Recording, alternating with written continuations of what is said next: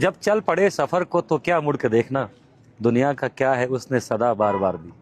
लंबे सफ़र के लिए एक अच्छी गाड़ी का इंतखाब करना यकीनन आपका हक भी है और आपकी ज़रूरत भी है। अगर गाड़ी अच्छी हो तो आपका सफ़र भी शानदार गुजरता है।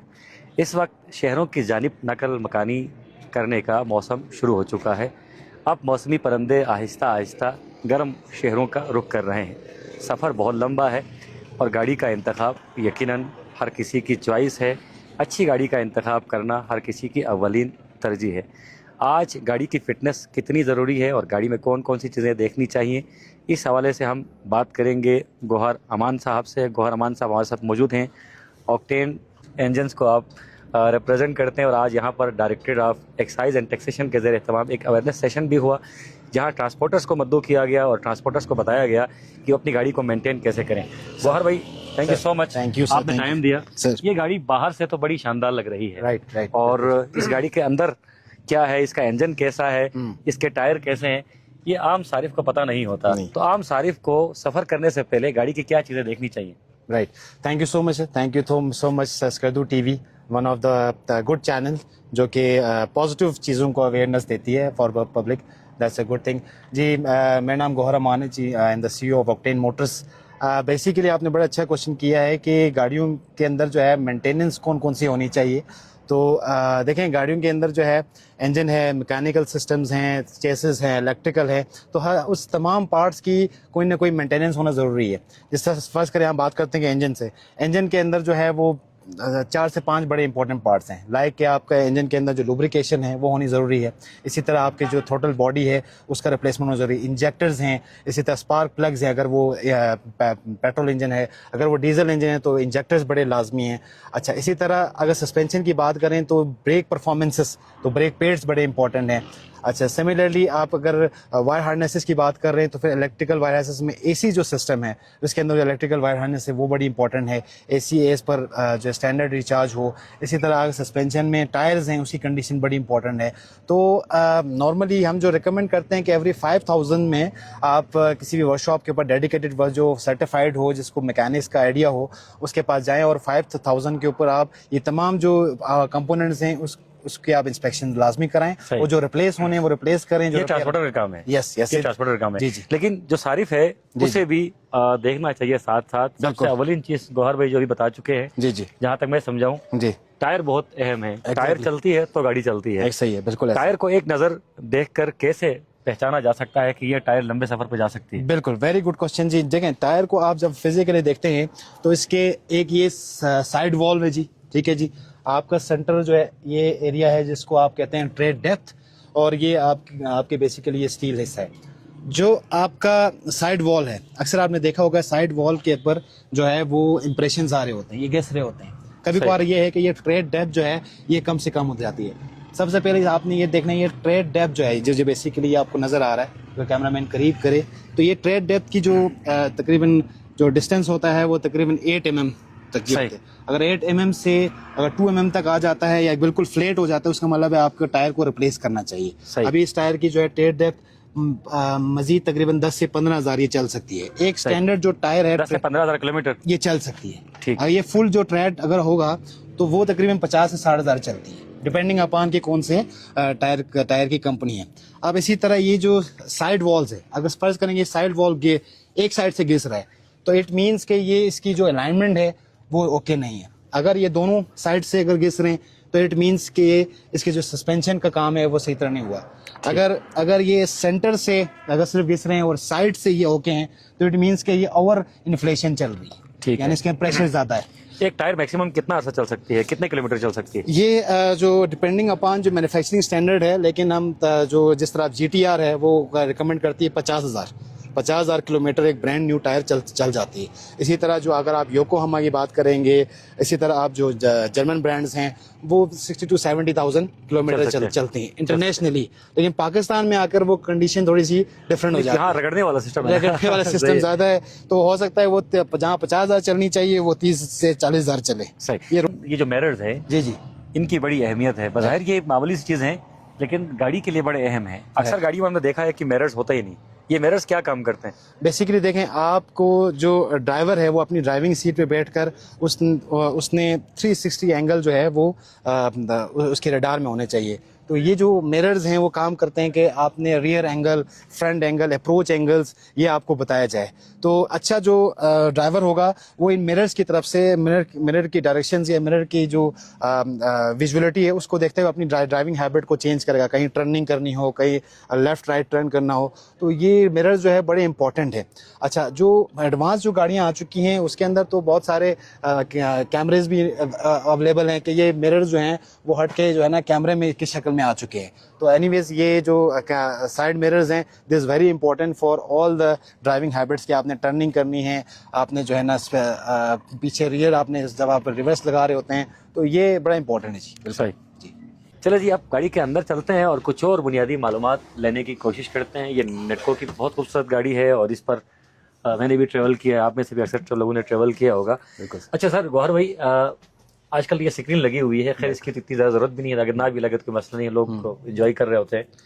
जब ड्राइवर वंस गाड़ी को स्टार्ट करता है तो उसकी आवाज़ को देखकर अंदाज़ा लगाया जा सकता है कि इंजन में कोई काम निकला है। बिल्कुल ऐसे ही है। देखें, जो गाड़ी जब आपने इनिशियल स्टार्ट करनी है, अगर वो लॉन्ग स्टार्टिंग पे है या वो क्रैंक नहीं कर रही है तो इट मीन्स कि कहीं ना कहीं मैकेनिकल एरर मौजूद है। अक्सर ये ड्राइवर हमें खुद बड़े तजुर्बेकार होते हैं, वो कहते हैं कि यार इसकी लॉन्ग स्टार्टिंग है।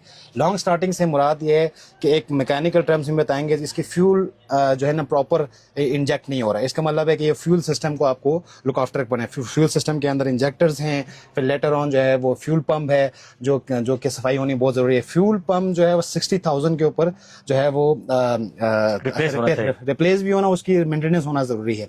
इसी तरह जो है वो स्टार्टर या बेसिकली स्टार्टर मोटर इसके साथ लगी होती है, उसके अंदर अगर कार्बन बशेस जो है वो ख़राब हो जाएं तो वो ये लॉन्ग स्टार्टिंग देती है। इसी तरह अगर बैटरी अगर आपकी प्रॉपर ना हो तो उस वक्त भी जो है लॉन्ग स्टार्टिंग दे सकती है।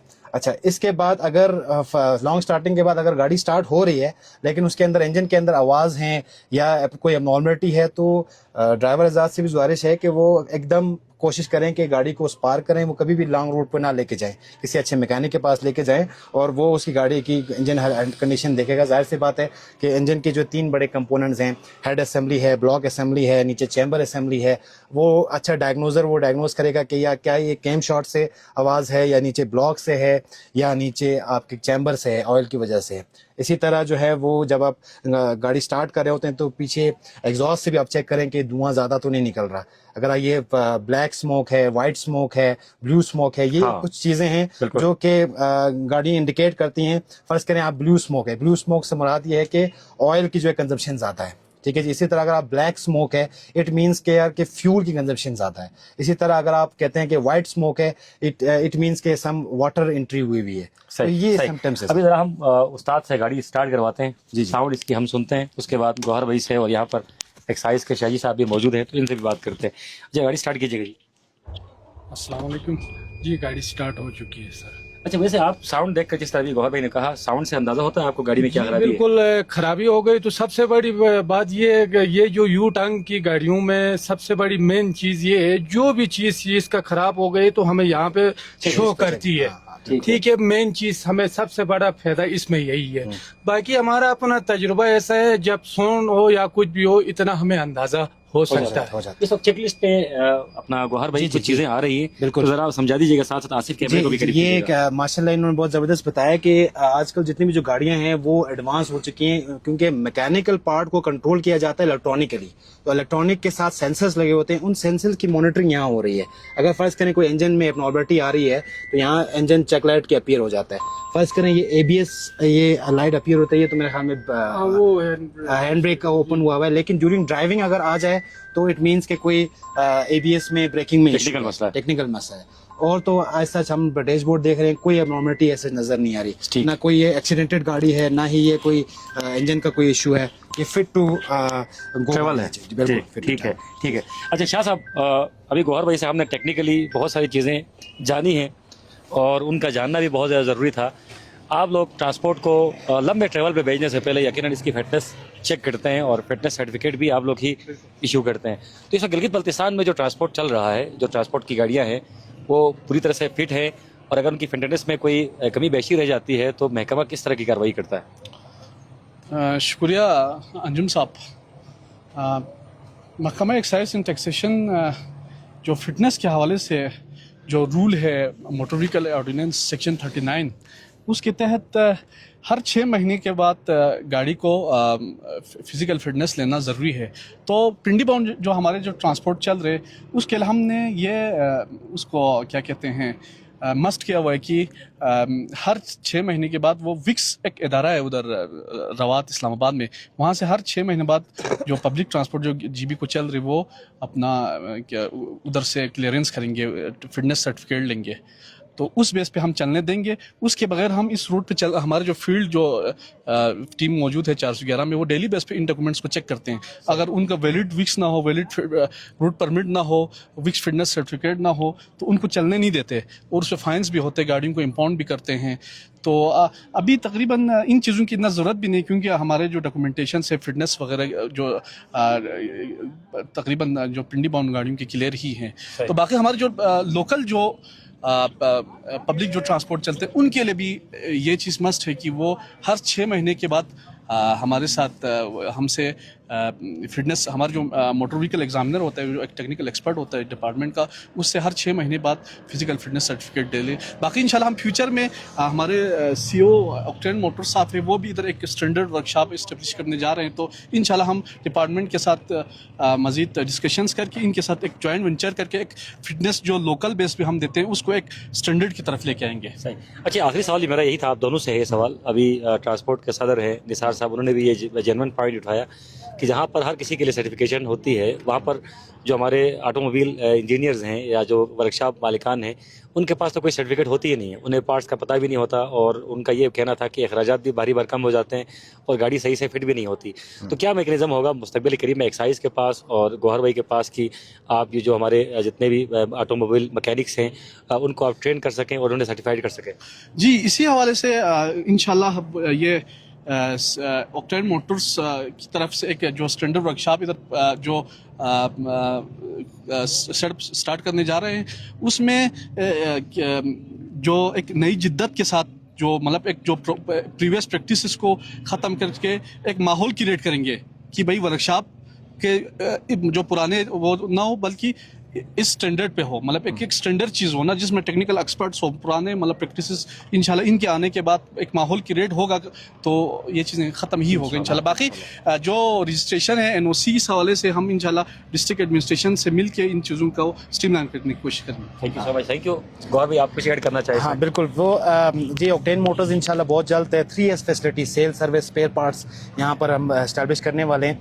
थोड़ा सा मैं इसमें बताना चाहूँ कि जिस तरह किसी भी तालीम की जो सर्टिफिकेशंस होती है, आप मेडिकल फील्ड में जाएं, आप इंजीनियरिंग फील्ड में जाएं, तो automotive is the mother of engineering.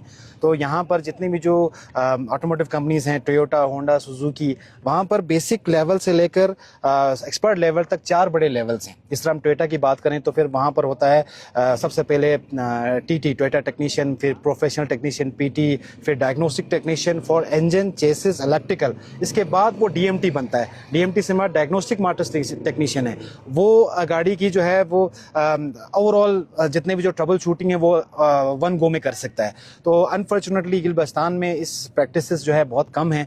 हम ये कोशिश कर रहे हैं कि वो सर्टिफाइड जो लोग हैं वो यहाँ करके आएँ ताकि वो गाड़ियों की जो है एक तो ट्रबल शूटिंग का जो टाइम है वो कम से कम हो। और यहाँ हमने देखा है कि एक तो ट्रबल शूटिंग जो है प्रॉपर होती नहीं है, टाइम भी ज़्यादा है और ज़्यादा हिट एंड ट्रायल ज़्यादा बेस है। वो इस वजह से है क्योंकि इस गाड़ियों के बनाने वाले ने एक रिपेयर मैनुअल भी दिया हुआ है। उस मैनुअल में ये लिखा हुआ है कि इधर अगर ये पार्ट इस सिचुएशन में आ जाए तो आपने इसको इस तरह रिपेयर करना है या इसको रिप्लेस करना है। तो इंशाल्लाह जो हमारी जो वर्कशॉप होगी वो एज पर मैन्युफैक्चरिंग स्टैंडर्ड्स होगी, एज पर एडवांस इक्विपमेंट्स होंगे। अब जिस तरह इंजेक्टर टेस्टिंग मशीन पूरे गिलबस्तान में है ही नहीं, जो कि बहुत बेसिक इक्विपमेंट है जिससे आपने पता चलना है कि यार कि इंजेक्टर्स की जो है वो फ्लो कितनी ज़्यादा। इसी तरह बहुत सारे इक्विपमेंट्स हैं। पेंट बूथ यहाँ पर हमें बहुत से कम दिखा गया।